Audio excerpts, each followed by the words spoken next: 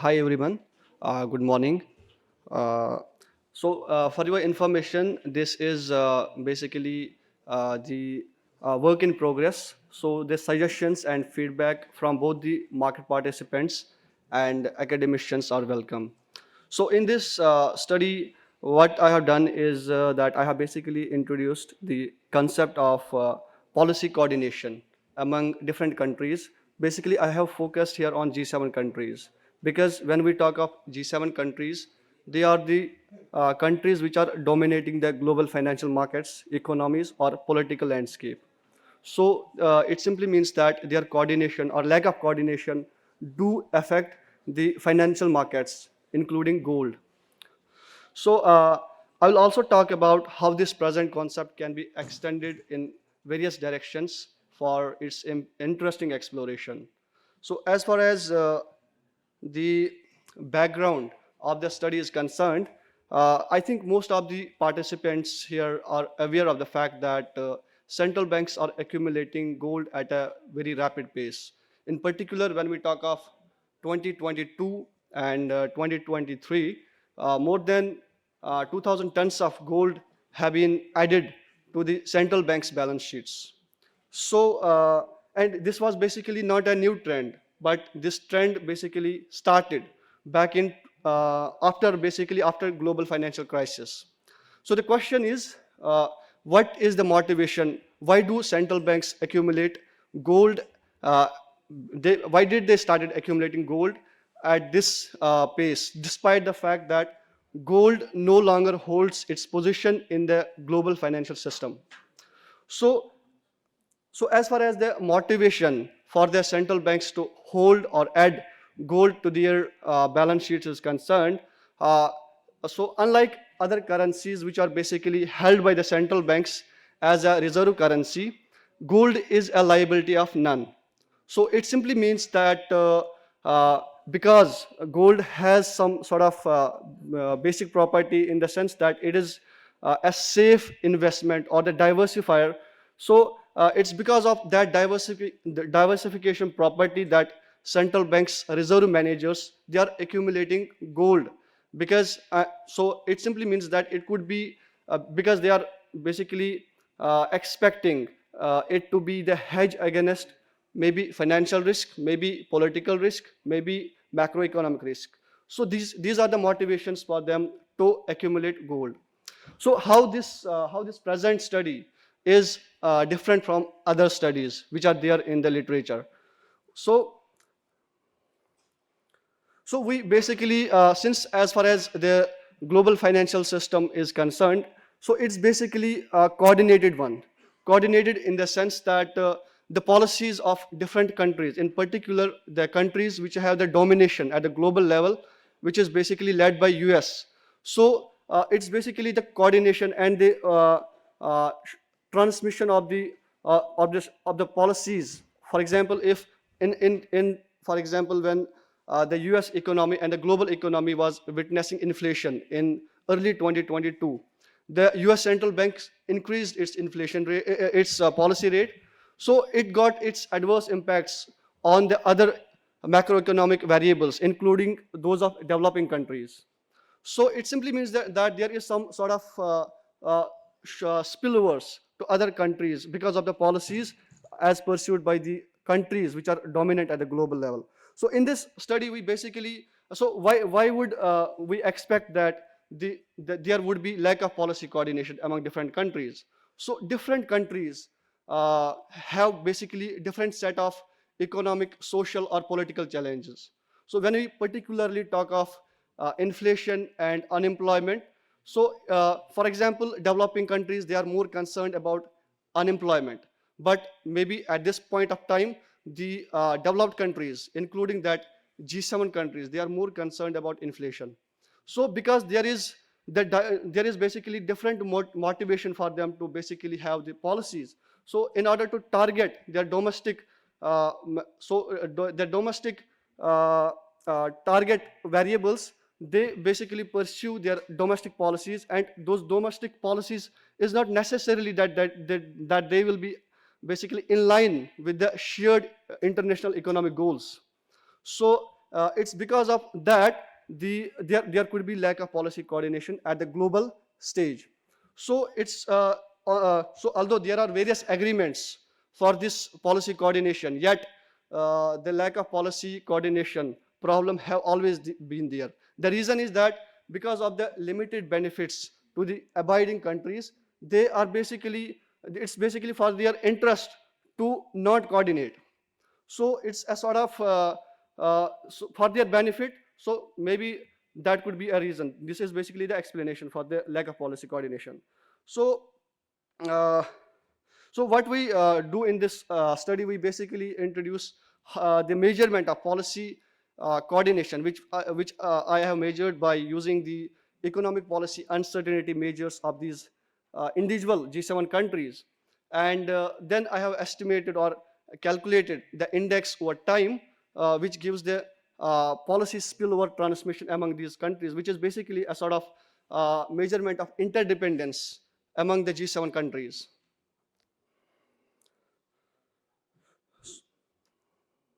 So I have also focused on various other macroeconomic variables based on the existing literature. For example, the USD movements, the US Treasury yield, their market volatility or market uncertainty, which is represented by VIX.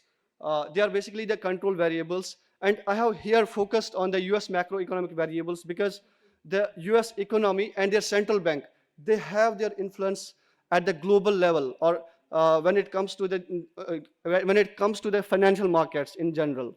So that's why I have here focused mostly on the US macroeconomic variables.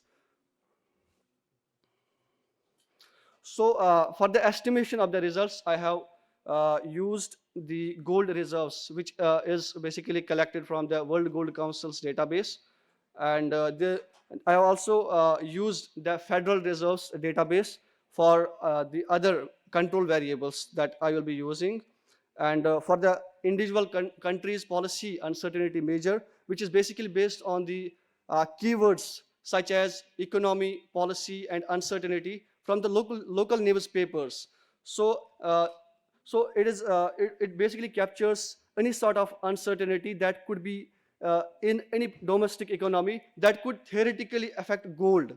So it is basically capable of capturing most of the uncertainties that could affect the gold demand. The data range, I have included the data is from final quarter of 2006 to quarter 4 of 2022.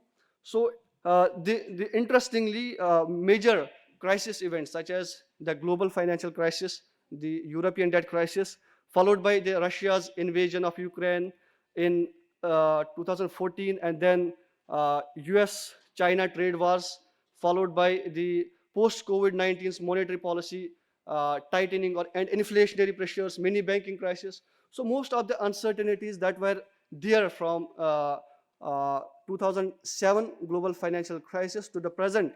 So most of the uncertainties are basically captured in our study.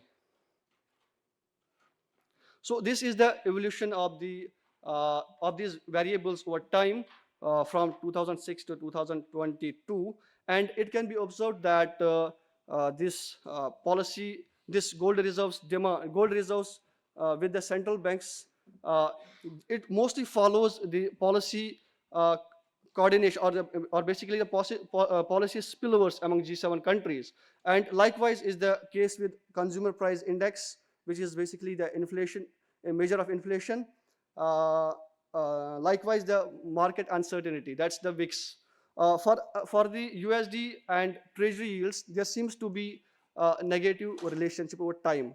So since this is just the the starting or the primary measure of this relation, so we rely on more measures or econometric measures for our confidence in the results. So this is the correlation measure of gold reserves with the policy uncertainty spillovers and other macroeconomic variables.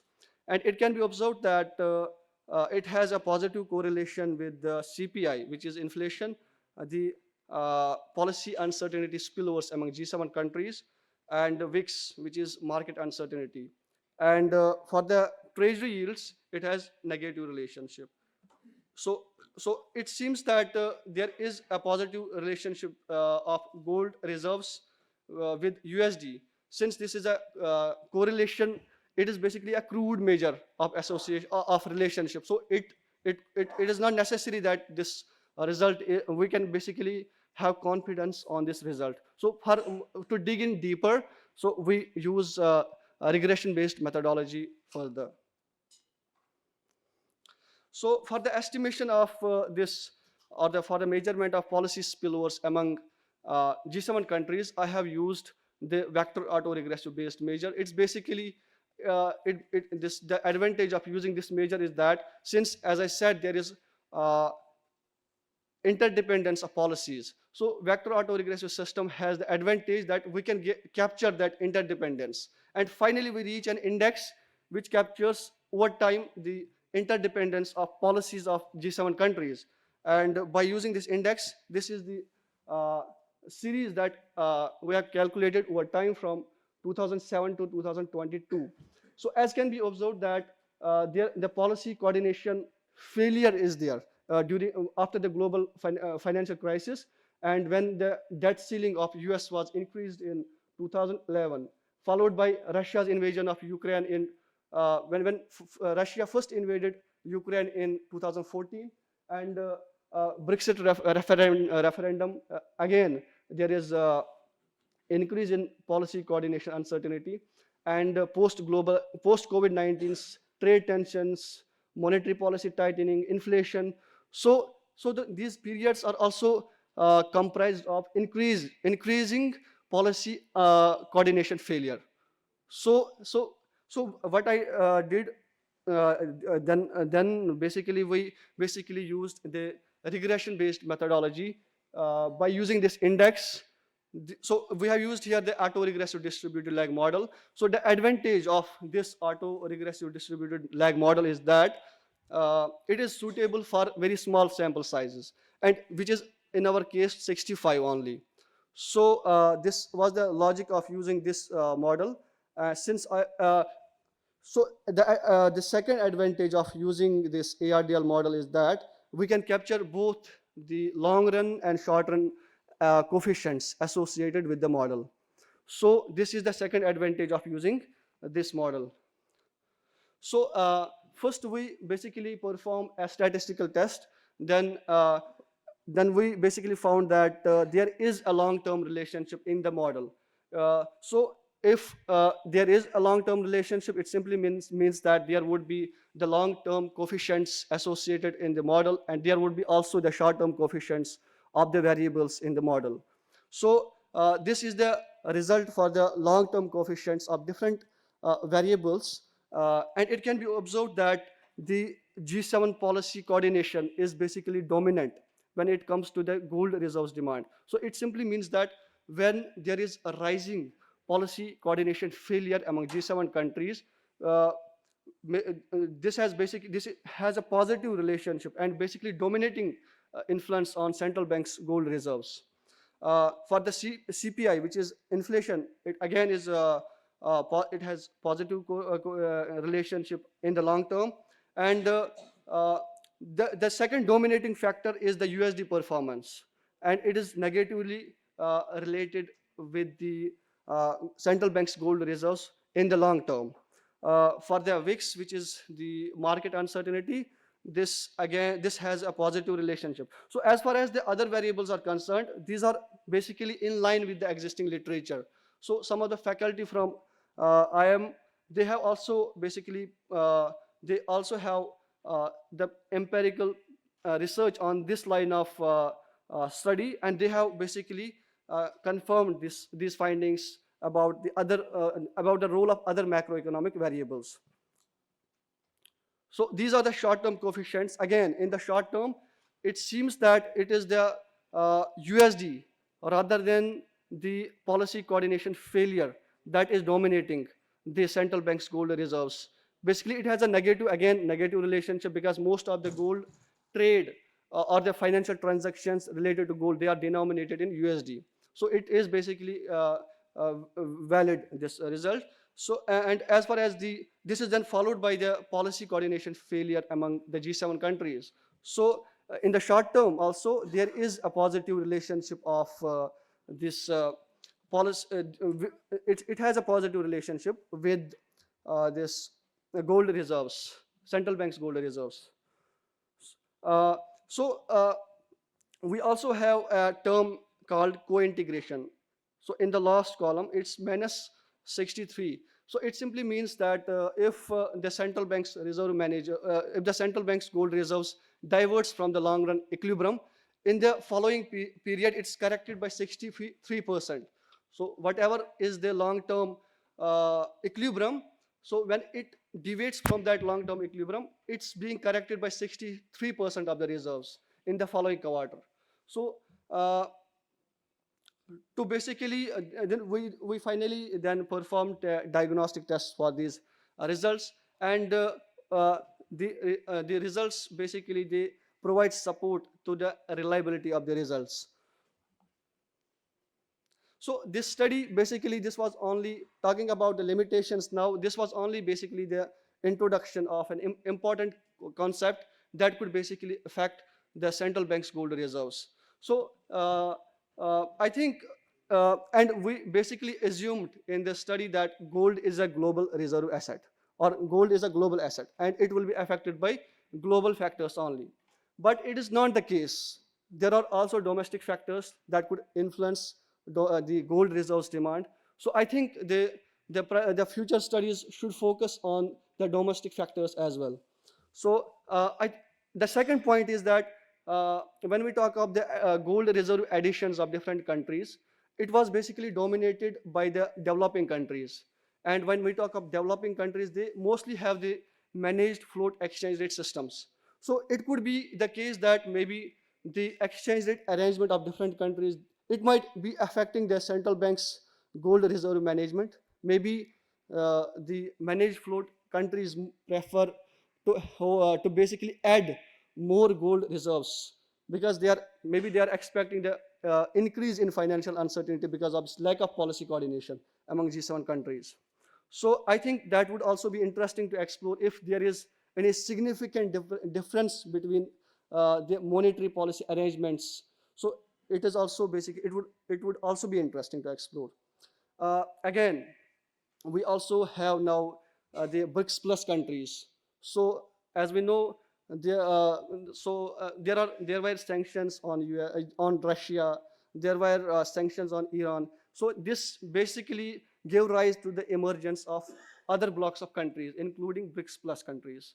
Maybe in the future course of studies, we may basically focus on how the coordination among various groups of other countries, including BRICS countries, so their role should be also investigated in future studies.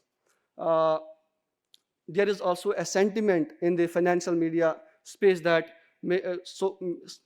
that we are witnessing de-dollarization. Maybe a similar sort of parallel investigation would basically be interesting for the USD also, because USD is also a global asset, and most of the central banks, they are accumulating. For example, the central banks hold 59% of their reserves in USD. So it would be interesting to explore. And finally, as I said, there could be as I said, this study is basically focusing on the policy coordination failure. So I have measured that policy spillovers. What were the drivers of the spillovers? So as I said, different countries have different socio-economic goals. So maybe for different countries, different domestic factors could play the role. So the drivers of that policy coordination failure would be very interesting to explore in the future studies. So I think this study would be very useful for the central bank's reserve managers, and I think they should basically track how this policy coordination at the global stage, maybe among G7 countries, as this study focuses, and they can also basically focus on different groups of countries such as BRICS plus countries. So it would be very interesting for the central bank's reserve managers to track this index. So these were some of the references that I have consulted. Uh, so thank you. So suggestions and feedback is welcome.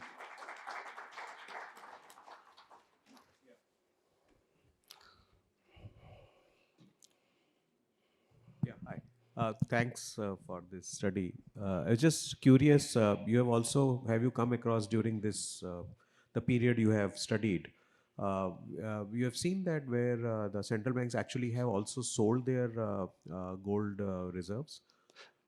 Yes, they have sold. As I said, independent variables. Independent variable is policy coordination failure, as I said, or policy spillovers. My dependent variable is central bank's gold reserves. So it basically will track that too. For example, as I said, there is positive relationship. It simply means that when the policy coordination failure is there, the central banks are accumulating gold. Maybe they are increasing the demand for gold. But when the policy coordination decreases, so it simply means that they are basically selling in that period. They are selling the gold Can reserves. your model be also extended to be predictive? Yes, it can be extended. It can be Because extended. that is what people like us will need to know So rather as far than, as the policy coordination is concerned, the measure that I have used, it is basically a forecast-based model. So this is basically giving the forecast of the policy coordination. So it is in a way uh, basically predictive modeling, because we are already having the forecast of policy failure. So it is in a way predictive, because the independent variable is also a forecast there. You said policy coordination failure amongst the G7. Yes, sir. And if there is a fear or if there is a real coordination failure, other central banks or generally central banks tend to buy more gold, Yes, sir. right? Now, and he asked a question, is it predictive? So when you say policy coordination failure, you did present in a slide. What are the markers to find out that failure for a So as I said in my limitation part, that this study could be extended to find what are the drivers of that policy coordination failure. So to provide theory to that to that question. So the theory is that different countries face different challenges. For example, the European Union countries, they are there is the problem of increasing debt. So maybe that they have the problem with that. Other countries such as US, they have the problem inflation. India, we are having the problem of unemployment. So our domestic policies would be devised in order to basically target those variables only. So when there is targeting of specific variables for the specific countries, it will there is sort of it will have spillover impacts on other countries' macroeconomic variables and then their policies through interest parity. Because whenever the policies differ, there is a chance of policy arbitrage also. So when there is policy arbitrage, it simply means that it will affect the macroeconomic variables, then policies of other countries. Then there is actually the policy coordination failure among countries. how many years was this study? I mean, did you cover this study? So it was from 2007 to 2020 to end. It was a quarterly data and only 65 observations. So that's why I said it can be extended in future directions. Maybe we can include clubs of different countries. Maybe we can include different countries, their domestic factors, and it will give us more observations and more information. That would be very interesting.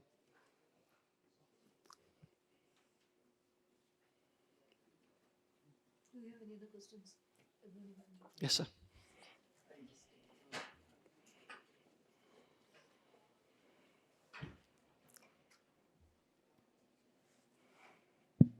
Okay, maybe a couple of things, I see that you are equating the uncertainty with coordination failure. Are they same thing? That's number one, okay. In most cases, gold is primarily used for inflation hedge.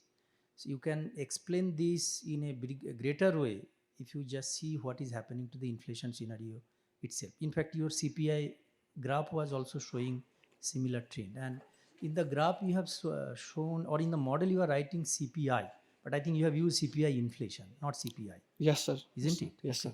And then when you are doing I know you are using the uncertainty as a measure, but if you, since you have G7 countries, if you use the country level information, then you can convert this into a kind of panel framework Yes, and sir. do a panel var, which will even control for the unobserved heterogeneity of the country specific behavior. Yes, sir. Okay. Yes, sir. That's Thank you, sir. Thank you for your feedback. Thank you.